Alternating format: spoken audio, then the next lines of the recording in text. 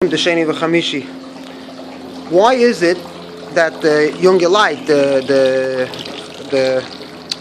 guys Chabadnik are taking off the mezuzahs from their door, and you have modern Yidden, Shemer Dalsas Yisrael, that are not taking off their mezuzahs. They don't care if the mezuzah is kosher or not. They put the mezuzah right next to a getchke, right here, and next to a natznius lady. Anyway, why is it that they take off the mezuzah? Because the bacher from yeshiva knows either it's true or not true. Either the mezuzah is kosher or it's not kosher. But wait, hold on. Hannah, shut off the radio for an hour, because I want to till like 5. Shut it off. Because the mezuzah is by them. They don't care if the mezuzah is kosher. It's a little symbol. They paint on it. They never check it on Chodesh Elul. They don't check it on even on Yutas Kislev. They don't check it. So why is it that the Bach in Yeshiva takes off the mezuzah when he reads the Newsweek article? Because for the Bacher in Yeshiva, the Yiddishkeit was taught as an absolute truth. It's not a cultural thing. Yudas Kislev is not some holiday that Jews celebrate because of a tzaddik from 200 years ago. Yom Kippur is not something of a day of spiritual cleansing. It's not a cultural thing. It has to be emes. So when you read the newspaper, the Newsweek article, and the Torah says, Chinuch al Taras HaKodesh, and you fool an entire gullible community, and you have Farkish flirting with the secretaries, the married secretaries in Torah, and Rabbi Lustig calling the secretaries by the first name, Chani, no more copies. So when a Chassidisha from anywhere, from whether from the old country or from Williamsburg, Borough Park, or Lakewood comes in, he says, Chinuch al Taras ha-what? Who you're fooling? You're fooling the secular Jews or the religious Jews? So for the Lubavitcher boy who grows up and goes into the world and does his shlichus in his own way, for him the mezuzah, the lie that he was raised with it's very serious, because it's something that if it's not true, it's a terrible, harmful, deceitful lie, and it doesn't hi, nice. So for him, it's not taking the dog for a walk and cocking and cleaning up after the dog and then putting it in the trash. It's a real. Every time he sees that mezuzah, he remembers something very disturbing. My Bobby would say to me, "Was allemal du kuschst mezuzah, aber du tust nicht was steht innewenig." She didn't know what the hell the mezuzah says inside, because she was, a good believer from the old country. But if she knew,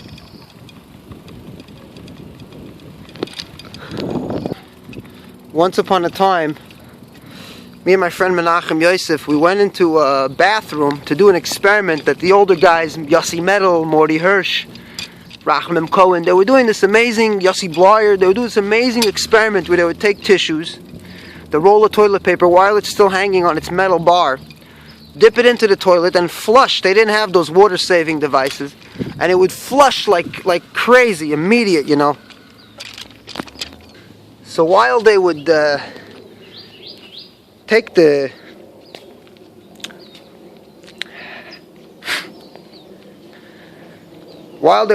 flush the paper into the toilet bowl, it would rush, and then it would by itself, it would schlep the paper into the toilet, right?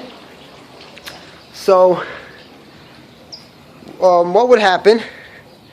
Me and my friend tried this experiment. We hold down the flusher, and it flushes the toilet paper in. We didn't have laboratories. We didn't have these things. So,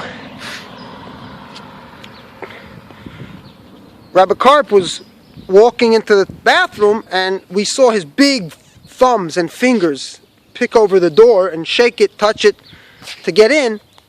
and immediately we unlocked it. We were terrified because, we just didn't want to get hurt. And he asked us, "What did you guys do?" And we were sure he knew what we were doing.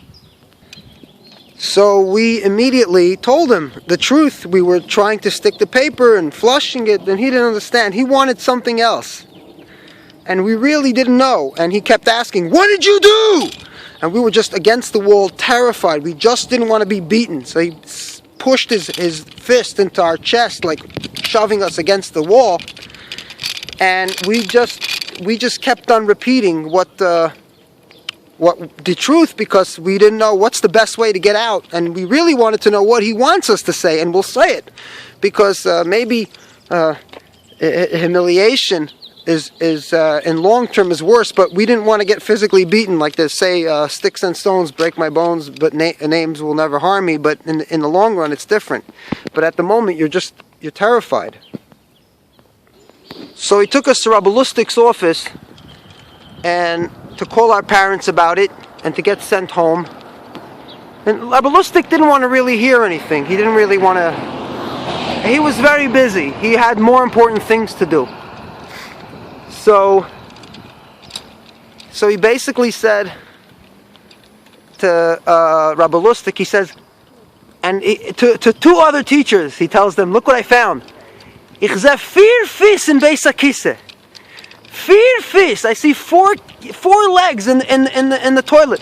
Only then did it dawn to me that he was looking for something more, but we didn't have any idea what he wanted to know. We didn't know about homosexuality. What was he thinking about? And the good thing is we had no idea, because in a religious system we would have been so ashamed. It would have been borrowed shame, because we haven't done anything. It's not us. However, we would be ashamed because he believes it. He thinks so, right? So we were so terrified, and he didn't explain to us, "I need to know what you guys were doing in there, because whatever." We just were hoping to get out alive. And Baruch Hashem, Menachem Yosef's father was more. He was a European guy. He wasn't. He was more serious.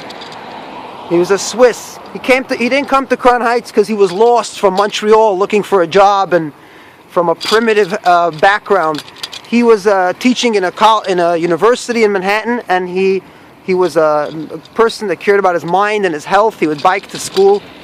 So he would go to Rabbi Lustig and ask Rabbi Lustig straight to his face, what am I paying for here? What is this? So these stories, I was lucky to be right next to Menachem Yosef, because if I would have been with another kid who had bad luck, and the bad luck in Olei Torah meant that you didn't have there were certain kids that got picked on because of their parents were weak. So it was just like the jungle. The Rebbe would say in the Fabrengens, "The Welt is nicht a Dschungel und yesh balabais lebira zu." And all the Chassidim are like, yeah.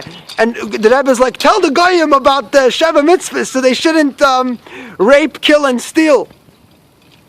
And we would go to the Goyim and say, the 7 laws, and they would say, "Go read the Newsweek. Maybe you guys didn't hear about God yet, so that's why your community is still backwards. Maybe the God consciousness will lift you guys up a little bit. You'll have more empathy and sympathy and responsibility and humanity." So that was a really good big joke, and a kind of circular philosophy and circular logic that we had. So we had Shmuley Shapiro get on the subway and go, "These 7 laws, God's laws," and the guy were looking at us like,